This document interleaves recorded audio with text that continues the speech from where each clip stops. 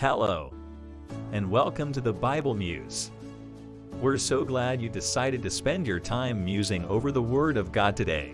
We will be discussing Thy Shield and Exceeding Great Reward. Genesis chapter 15 verse 1 says, After these things the word of the Lord came unto Abram in a vision, saying, Fear not, Abram, I am thy shield and thy exceeding great reward. Money is both reward and security to unbelievers. Fortunes are spent trying to make enough wealth to buy power and control. The wealthier a man is, the more powerful he feels. Power becomes an addiction, avarice takes over, and more is never enough. A millionaire was asked, How much is enough? He replied, Just a little more. Men steal, lie, and kill just to amass wealth. 1 Timothy chapter 6 verse 10 says, For the love of money is the root of all evil, which while some coveted after, they have erred from the faith, and pierced themselves through with many sorrows. Not money, but the love of it is a source of man's pain and suffering. Job security makes one feel able to provide for himself and family, but we seldom thank God for the health He provides us. We're all looking for security. God told Abraham, I am thy exceeding great reward. Trusting implicitly in God brings wealth and security. When God is our treasure, our definition of wealth changes dramatically. God is the believer's portion and protection. He keeps evil at bay while our obedience builds a hedge of protection. Catastrophes are averted because we walked with God instead of away from Him. Countless close calls are thwarted in any given day. We fret about traffic lights when God may be slowing us down to miss an accident miles later.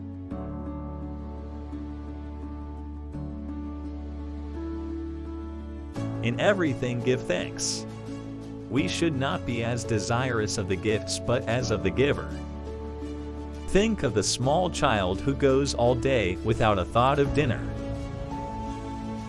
Matthew chapter 6 verse 11 says, Give us this day our daily bread.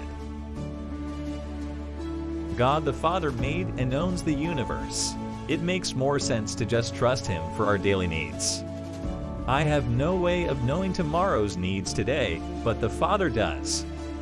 Matthew chapter 6 verse 8 says, Be not ye therefore like unto them, for your Father knoweth what things ye have need of, before ye ask Him. Trust God to provide what you need, and be content with what you have. 1 Timothy chapter 6 verse 6 and 8 says, But godliness with contentment is great gain, and having food and raiment let us be therewith content. Are you fed and warm? God will neither leave believers desolate nor forsaken.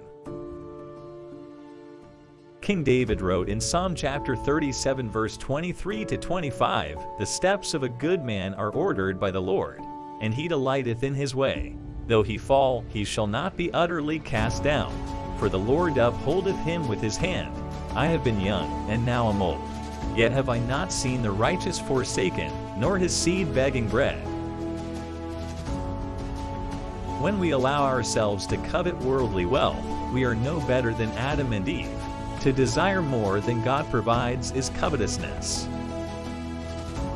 His reward is exceeding great, constantly surpassing great. If God be for us, who can be against us? Why should there even be fear in death, knowing God has prepared a place for those that trust in Him? Just as the Apostle Peter, we allow ourselves to be so distracted by the fearsome wind and waves of circumstance, we sink in its despair and doubt. If you are sinking in the doubt and despair of circumstances, God still commands its tempest, waiting to save those who cry out, Lord, save me. When God says, Peace, be still, all else is quiet.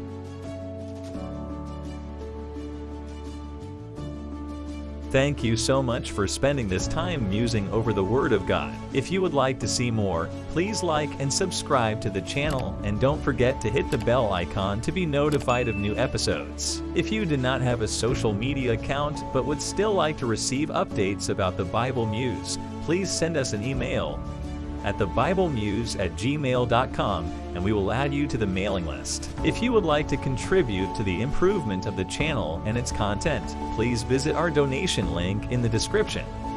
May God bless your endeavors to seek Him, and we will see you in the next episode of the Bible Muse.